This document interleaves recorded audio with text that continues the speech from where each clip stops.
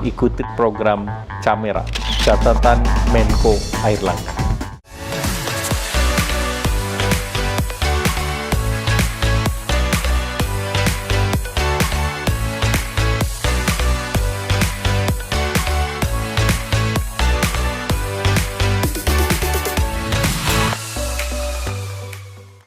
Teman-teman, kembali lagi di Millennial Life. Kali ini gue menghadirkan seorang teman, namanya Oleh Alatas, yang gue kenal di bulan Januari tahun 2020. Ketika itu persis gue diajak sahabat gue untuk ke launching sebuah bisnis F&B yang dirunning oleh Oleh. Dan ketika itu, setelah itu nggak lama pandemi. Dan jujur, gue pribadi berikutnya menemui Oleh itu sering ketawa, sering putus asa ngeliat Oleh yang running bisnis di tengah pandemi. Tapi ternyata teman-teman, hal yang menarik adalah 2 tahun setelah pandemi, bisnis Oleh ini malah merambah ke berbagai sektor dan namun juga tetap majornya di F&B ya, Le, ya. Yes. Nah, makanya kita hari ini akan mendengar cerita tentang Oleh dan bagaimana dia struggle memulai bisnis persis sebelum pandemi hingga akhirnya berjalan di tengah pandemi dengan segala dinamika gelombang-gelombang yang terjadi dan malah merambah bisnisnya ke berbagai sektor. Nah, halo Le. Halo Zi, sehat? Sehat bro? Alhamdulillah. Nah Le, gue pertama pengen tahu dulu nih, kenapa sih lo pilih F&B? Kenapa sih Oleh itu ngerunning bisnis F&B yang saat ini udah beberapa bisnis ya Le? Nanti mungkin bisa lo kenalin sendiri lah. F&B ya, food and beverage. Jadi sebenarnya gue itu lekat sama makan minuman dari kecil. Bukan berarti semua orang tuh lekat ya. Tapi maksud gue lekat tuh gimana? Gue semasa kecil itu sangat picky dan very detail sama makanan dan minuman yang gue konsumsi. Dari kecil tuh apa tuh? SD, SMP? Iya dari SD lah udah ngerti makanan enak, makanan nggak enak, makanan basi, nggak basi gitu loh. Berarti lo sering ngeritik gitu masakan itu? Iya, misalnya kayak di rumah, kita suka makan sayur lodeh misalnya. Kan kalau misalnya sayur lodeh itu seminggu bisa 3 kali tuh. Nah itu kalau lagi berubah gue tahu dari kecil gitu. Kok ini gini, kenapa? Kok ini gini, beda gitu kan. Tapi akhirnya ya itu cuma jadi diri gue aja, gue nggak emphasize itu jadi something di hidup gue gitu. Cuma jadi karakter gue aja. Sampai akhirnya ya hidup berjalan kan. Gue sekolah, SMP, SMA, kuliah, ambil S1, ekonomi. Nggak ada hubungannya sama makanan minuman. Cuma emang mungkin cenderung waktu itu lebih foodie, jajan, kuliner ini. Udah picky lah tuh lo ya, lo mau makan Iya, apa, udah jajan picky apa, udah nyari tahu ya. Sampai akhirnya gue nikah juga, udah nikah. Oh, oke. Nikah, gue kerja di perusahaan keluarga. Cuma gue selalu bermimpi sama bini gue tuh, sebenarnya tuh gue pengennya punya hotel awalnya. Oh. Kalau mimpi-mimpi bodoh kita dulu ya gitu kan, yang kan dulu belum bisa nge-analyze challenges-nya apa, kalau bisnis ini gimana. Ya dulu hayal-hayalnya tuh hotel. Jadi sampai lo nikah, lo belum bersinggungan sama sekali dengan Belum. F&B Belum, atau apa? belum. Bahkan pekerjaan di bokap lo itu juga bukan? Keluarga lo itu bukan? Nggak ada. Nggak ada hubungannya, Bokap oke. gue kontraktor, nggak ada. Oke, terus? Nah, sampai akhirnya jiwa entrepreneurship gue tumbuh malah abis nikah gitu, abis punya anak gitu. Apa ya, gue pengen deh punya my own legacy gitu, ngerti nggak sih? My own creation gitu, yang bisa fulfill passion gue, yang bisa menghasilkan juga, ya kan? Ya akhirnya bini gue tuh yang pertama, kamu tuh sama makanan detail so, gitu kan? Iya, gue bilang ya, coba deh. Akhirnya gue dalemin tuh, ya biasalah zaman itu 2017 kita udah ada YouTube, udah ada media-media informasi kan, gue kepo-kepo deh. Masak tuh gimana, apa, oh gini, oh gitu, mulai masak-masak di rumah. Nyoba-nyoba bikin duplikasi lah waktu itu masih kan. Ternyata kemampuan gue masak juga lumayan pesat waktu itu. Maksudnya cepat progresnya. Pada 2018, gue decide, gue komunikasi sama orang tua, kalau gue pengen bikin sesuatu untuk diri gue sendiri, keluar daripada family business. Tapi waktu itu karena bokap gue anak pertama dan bokap gue cenderung protektif. Ya biasa, orang protektif itu kan biasanya rada takutan ngelepas anaknya gitu ya. Okay. Dia challenge gue, dia bilang kalau lo mau bikin F&B business, ya lo harus understand the basic and the knowledge to the deeper gitu. Akhirnya gimana ya cara gue buktiin gitu sama dia gitu kan. Akhirnya karena waktu itu bisnis kontraktornya agak nyantai, akhirnya gue decide untuk gue ambil course ya. Gue ambil culinary course. Berarti di saat momen itu pun bokap lo belum sadar anaknya tuh punya bakat atau passion atau interest di F&B ini. Dia sadar, tapi Masih dia ragu sadar karena aja. dia dari dulu bilang gue kayak cewek. Oke. Karena cowok menurut dia makan nggak kayak gitu. Oh iya. Cowok tuh makan aja. Generasi sebelumnya lah gitu cowok ya. tuh makan aja. Jangan Terus? rekomen, ngerti nggak sih? Terus? Gue tuh bawel. Kalau di restoran bawel, kalau di rumah bawel gitu loh. Tapi ya mungkin karena bini gue waktu itu bisa ngelihat good side-nya, akhirnya udah gue tadi balik lagi gue mau proof gitu kan. Gue mau cabut dari family business, gue ambil course dulu. 2018. Oke, course chef lah gitu. Professional course di culinary. Oke. Jadi gue dapetnya bukan degree tapi certificate gitu. Gitu, 1 tahun. Ya udah, abis bikin itu, tambah ngerti foundationnya F&B business dari produksi, manajemen, gitu kan. Akhirnya gue nekat lah, nabung, karena waktu family business, gue dapat part of it kan, ada tabungan, gue gas lah, lahirlah tuh waktu itu ide bikin Setelah Waktu Coffee.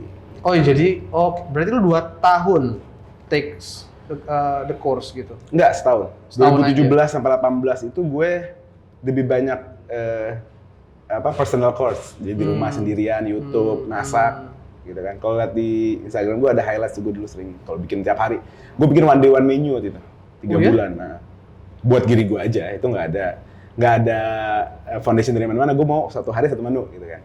Dari YouTube, gue mau duplikasi di YouTube ini, sini. 3. Berarti lu lebih rajin masak ya dibanding bini lo ya? Iya, akhirnya begitu. Tapi sekarang enggak, bro. Oh sekarang udah malas masak. Oke. Terus. Ya, Gimana udah. tuh? Kenapa tiba-tiba mulai dari Setelah Waktu tuh gimana tuh? Dulu tuh, ini kaitannya sama kopi nih.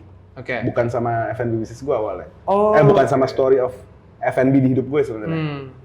Jadi, gue itu mulai kenal kopi secara serius tuh 2014. Dulu ada coffee shop kecil di Kemang. Terus gue dulu tinggalnya tuh di Jakarta Barat.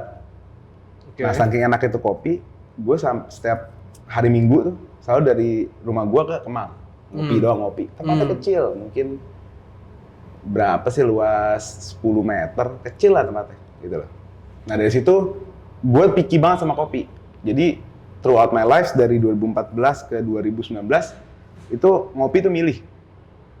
Okay. Bukan sombong ya, tapi kalau milih dari kualitas once you know good tempat, coffee, apa? enggak kopinya. Kopinya. Okay. Once you know good coffee, pasti lo kayak gitu, gitu loh. Nah, tapi kan akhirnya boros tuh kan. Kalau lo ngopi di luar mulu tuh costly lah untuk bapak muda waktu itu gue yang harus manage finance gitu kan. Ya udah akhirnya kayaknya kopi ini bisa gue kerjain, dan waktu itu kan marak banget coffee shop kan. Lagi banjir-banjirnya lah tuh. Tapi waktu itu gue nggak mau bikin coffee shop yang setara sama yang ada gitu loh. Gue mau coffee shop yang solving problems gitu. Problemnya coffee shop apa sih? Pertama service, gitu kan? Karena kopi ini lahir dari komunitas ke komunitas. Akhirnya sentuhan secara service itu kurang deep. Padahal kalau lo ngomongin F&B dan service business, service tuh number 1 gitu, other than product gitu kan. Itu yang gue mau solve. Service. Kedua, food selection. Ya kan, sama price-nya. Itu juga problem. Kalau lo ngopi, biasanya tuh udah laptopan, kopinya enak, terus lapar. Pas lihat menu mahal. Itu enak, takut. Ya kan, mau keluar, laptop nggak ada yang jagain, kopi masih banyak. Itu problem yang waktu itu kayaknya gue bisa solve deh. Kebanyakan coffee shop memang gitu ya, makanannya justru kayak biasa aja atau malah mahal. Ya gitu mungkin kan. karena mereka less fokus di divisi itu. Iya, fokusnya di coffee. Ya udah, akhirnya gue mau bikin coffee shop yang affordable yet very tasty dengan selection of food yang orang tuh mau setiap hari spend waktu ke sana. Ngerti nggak? Ya udah, akhirnya Setelah Waktu tuh. Makanya tidak hanya kopi ya yang Bukan hanya ditonjolkan kopi, ya, ya. tapi Jadi, juga makanan. Makanya hari ini tuh gue sebenarnya udah diskusi sama tim gue, mungkin kita tuh udah mau shifting identitasnya dari coffee shop ke cafe. Karena we're not really coffee shop anymore gitu. Karena ya pilihan makanan gue udah variatif, terus ya udah bukan coffee shop seperti tempat lain lah, udah kayak cafe aja. Yes. Jujur teman-teman gue juga bilang banyak yang amazed sama makanan lo sih, jujur Iya. aja. Karena tasty dan enak gitu kan. Dan sepakat juga sih gue kalau misalnya lo mengarahnya ke kafe. Nah, tapi hal yang menarik nih dari setelah waktu yang gue tahu based on Waduh. my experience having a friendship with you ya. Ya. Lo mulai 2 bulan sebelum pandemi, bro. Waduh. Lo Cerita-cerita serem nih lo kita. lo beberapa bulan kemudian kita sering ketemu ngopi-ngopi pandemi. Yes. Jujur dalam hati gue, ini sampai kapan ya setelah waktu berjalan? Iya. Kayak I think harusnya nggak ada harapan lagi gitu loh di tengah gelombang ketidakpastian pandemi yang bergelombang-gelombang ini. Dan apa sih kalau lo boleh sharing bagaimana apa yang lo hadepin, penyesuaian apa, perubahan apa, dinamika seperti apa, dan how you handle it? Kalau inget masa-masa itu emang gelap sih buat gue. Karena itu fase awal gue mau berdiri sendiri, as a man waktu itu, as a father, jadi seorang bapak. Tapi tiba-tiba baru mulai dengan cost yang sangat besar, tiba-tiba boom, kepukul. 2 bulan kan tuh bro? Setelah Dan gue mulai launching. Januari, Pandemi Maret tuh udah mulai PSBB. Oke, terus? Oh, PSBB. Oke. Wah, namanya aja malas sebut. Istilahnya udah cukup Gak tau, lama. buat gue PPKM masih ngasih gue good memory gitu. Kalau iya. PSBB itu kayaknya serem Iya. banget itu kan. Ya, terus. Iya, jadi waktu itu ya euforia kan, baru buka usaha, teman-teman datang gitu kan. Dan gue tuh seneng banget sebenarnya gue bisa build my own team gitu. Bisa punya organisasi yang berisikan orang-orang yang mau taruh effort dia untuk kerja gitu kan. Nah, tapi keadaan itu waktu itu terus tiba-tiba harus PSBB ini berat banget kan. Berat banget dalam konteks gue tuh nggak apa-apa rugi sebenarnya. Cuma gue tuh care sama people. Gue nggak bilang gue bullshitting ya. Maksudnya care sama people. Karena organisasi yang baik itu kalau udah bagus, males bro bongkar-bongkar. Nanti nggak? Jadi waktu itu organisasi udah baik. Nah, kalau sampai tercerai-berai ini kan PR lagi. Dan gue juga mikirin secara ekonomi juga kan kasihan mereka dong. Nah, itu salah satu hal yang waktu itu jadi beban di kepala gue. Ngerti nggak? Cuma, hoki punya hoki, gue nggak tahu kenapa. Waktu dihadapkan dengan PSBB di minggu pertama, gue tuh bikin meeting rame-rame sama karyawan-karyawan gue.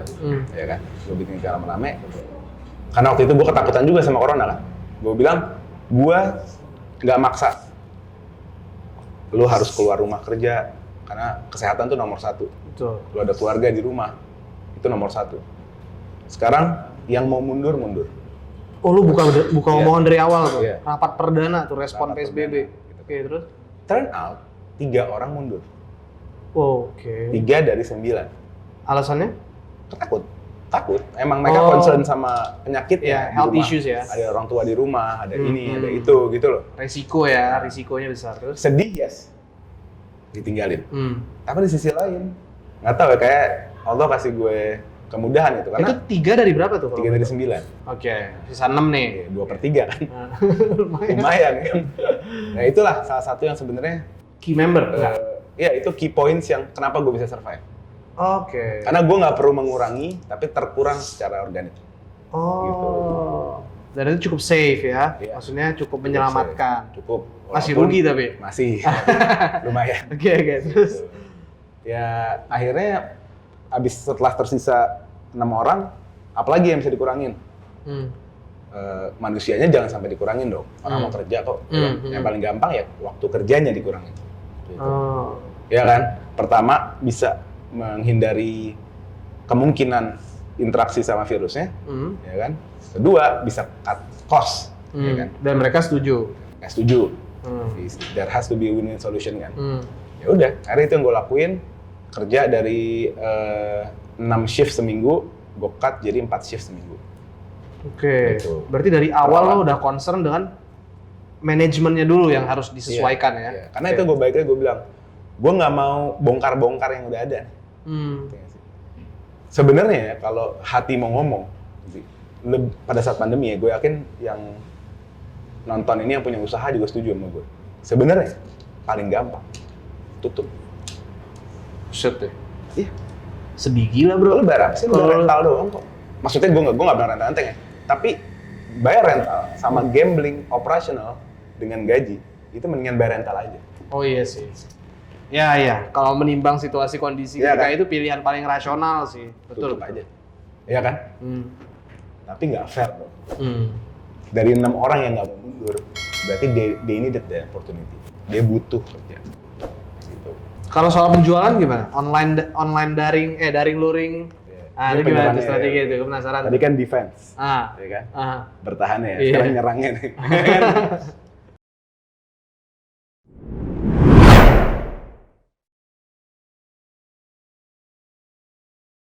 Ikuti program Camera, catatan Menko Airlangga.